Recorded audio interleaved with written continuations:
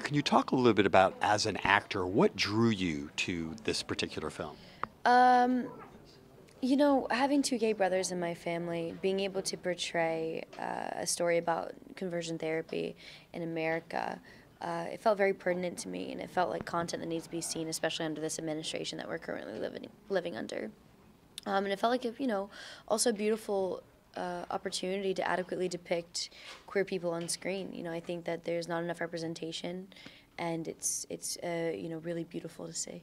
And what really sounds impressive to me as an outside looking in is that, we think of movies as these big glamorous productions, and this really was like down to earth. I mean, you guys actually stayed at the camp and everything that went on. Can you talk a little bit about what that lends to the filmmaking process? Definitely. I think it really created an intimacy between all of the actors and our director and our cast and our crew. We all had a really beautiful level of personal, I guess, personality. Like each of our own personal traits started to become interwoven into the character, and I think that was a very interesting, special thing. That when you see the film, it's why it feels so organic, because it really was so organic. And I wonder if you could talk a little bit about, without getting overtly political, but we're starting to see some state legislatures ban conversion therapy. Right. That how much do you think a movie like this can awaken people to maybe say, hey, this shouldn't take place? Yeah, I mean, I hope so. I really hope that, if anything, it at least educates people on the darkness and the realities of conversion therapy, and how, every major health organization in America has come out and said that it completely is unrealistic, and it doesn't actually help, and in turn it not only does it not help, it actually raises the rates of these people getting out of conversion therapy and falling into drugs and alcohol.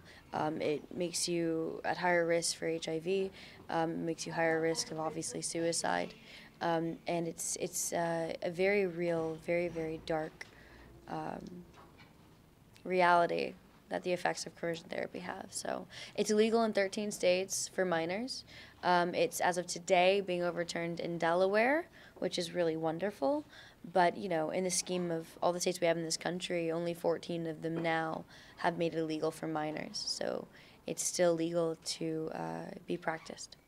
If my math is correct, you are no longer in your teenage years. I'm not. But this movie kind of explores the vulnerability of those kids at that particular time. Of Right. Who can they trust? Who can they turn to? How open can they be about any aspect of their life? Of course, yeah. I think that it's a very fragile time being a teenager and trying to figure out who you are in general, much less your sexuality. And then to have someone be trying to condition you to hate who you are and the natural feelings that you're having, is disgusting. And I think it's very beautifully depicted on screen, especially with the slight comedic elements between the kids trying to find levity within their own life. And I think that's what's so great about this movie, is you really see that in real life, not everything that is obviously so dark and filled with depravity, not always is it sad and wallowing. It's actually filled with a lot of strange humor, because you're just trying to find the air. And we're doing a wrap-up question, and that is, can you look back on your career? What has been the best career advice that somebody's given you? I think that I've had a few really wonderful people that have given me incredible advice, and it's changed over the years, kind of how I've taken the advice. And you think it means one thing, and then you start to realize that it doesn't mean exactly what they said, but it also encompasses another realm of what they were trying to get at. And for me, it's been to only do projects that you feel inclined to make, that need to be seen, that the content is something that could not be told, that you feel so, you feel is so pertinent to society that it needs to be seen, then do it.